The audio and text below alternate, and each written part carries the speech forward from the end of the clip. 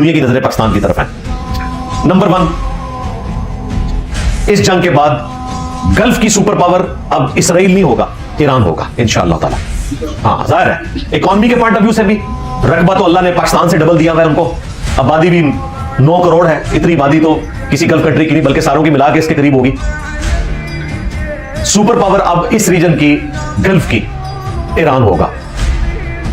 दूसरा फायदा, सऊदी अरब अब महफूज हो जाएगा इंशाअल्लाह ताला, क्योंकि सऊदी अरब ने जो पॉजिटिव रोल अदा किया इस जंग में कि 1000 से ज्यादा हमले सऊदी अरब के ऊपर हुए, जवाबन उन्होंने पाकिस्तान के कहने पे एक हमला भी नहीं किया ईरान के ऊपर। उल्टा मोहम्मद बिन सलमान ने अपने वजीर खारजा के जरिए उनके वजीर खारजा अब्बास अराक्ची साहब को बकायदा फोन किया है ये पीस टॉक्स के हवाले से। लिहाजा मोहम्मद बिन सलमान की भी कुर्बानी है, उसने वाकईतन एक मुसलमान मुल्क के लीडर होने का सबूत दिया। और फिर पाकिस्तान के साथ दिफाई मुआहदा तो है।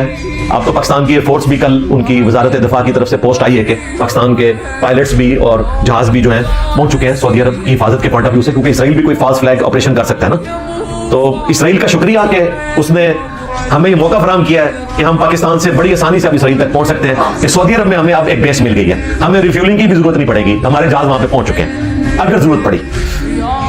तीसरा फायदा, गल्फ कंट्रीज जो हैं अब अमेरिका की तरफ अपने दिफा के लिए नहीं जाएंगे। उनको पता चला इस जंग के बाद कि जब मुश्किल वक्त आया तो अमेरिका खुद अपने फौजी लेके वहां से भाग गया, बजाय इसके कि वो हिफाजत करता। और ये जो हिफाजत हुई भी है, जो इंटरसेप्ट किया वो तो उन्होंने अपने खर्चे पे किया, वरना बड़ी तबाही होनी थी। यूएई के ऊपर 2200 हमले किए ईरान ने, जिसमें मुश्किल से 10 या 12 हमले जो है वो कामयाब हुए हैं किसी हद तक, बाकी तो डेब्रिस गिरने की वजह से तबाही हुई। अगर ये 2200 हमले कामयाब होते हैं तो गजा से बुरी हालत यूएई की हो जानी थी। तो जाहिर है उनके डिफेंस ने काम किया है, इसमें कोई शक नहीं है, लेकिन अमेरिका उनके काम नहीं आया, अब नहीं खर्चा काम आया। उम्मीद है कि अब ये मुल्क दिफाई मुआहदा पाकिस्तान के साथ करेंगे, क्योंकि पाकिस्तान ना सिर्फ अरब मुल्कों के काम आया बल्कि ईरान के भी काम आया इस हवाले से कि एटलीस्ट ईरान को बड़ी तबाही से बचाया, अरब मुल्कों को बड़ी तबाही से बचाया, एक दूसरे को ठंडा रखा ताकि ये मामला आगे ना बिगड़े। चौथा फायदा, सो कॉल्ड जो इब्राहिम अकॉर्ड थी उसका मामला तो अब बढ़ गया इंशाअल्लाह ताला। ये तमाशा बनाया हुआ था इन्होंने कि फिलिस्तीन को अलग से रियासत तस्लीम किए बगैर किस तरह दुनिया के मुल्क इसराइल को रियासत तस्लीम कर ले, वो मुल्क जो अपने आप को मुसलमान मुल्क कहते हैं। यूएई ने तस्लीम कर लिया, इससे पहले तुर्की ने भी किया हुआ है, ठीक है उनके अपने मफादात हैं, लेकिन बाकी मुल्कों को गन पॉइंट पे सऊदीया के जरिए पाकिस्तान पे प्रेशर डलवाना, सऊदी अरब को तो समझ आ गई है। इस वक्त मोहम्मद बिन सलमान जो है वो वही मौकिफ रखता है जो पाकिस्तान का मौकिफ है।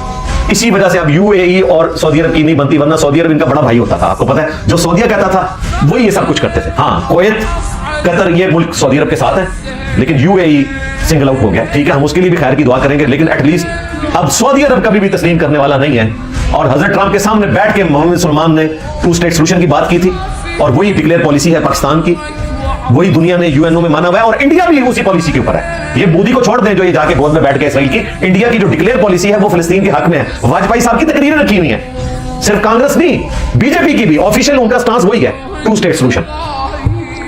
तो इब्राहिम अकॉर्ड का मामला तो अब खत्म हो जाएगा, ताबत के फिलिस्तीन को अलग से रियासत ना तस्लीम किया जाए, उसके बाद ठीक है मुसलमान मुल्क तस्लीम करें। हमें कोई लड़ाई करने का शौक नहीं है, दुनिया अमन का गहवारा बननी चाहिए, लेकिन बदमाशी के साथ नहीं। ह्यूमन डिग्निटी किसी की भी वायलेट नहीं होनी चाहिए।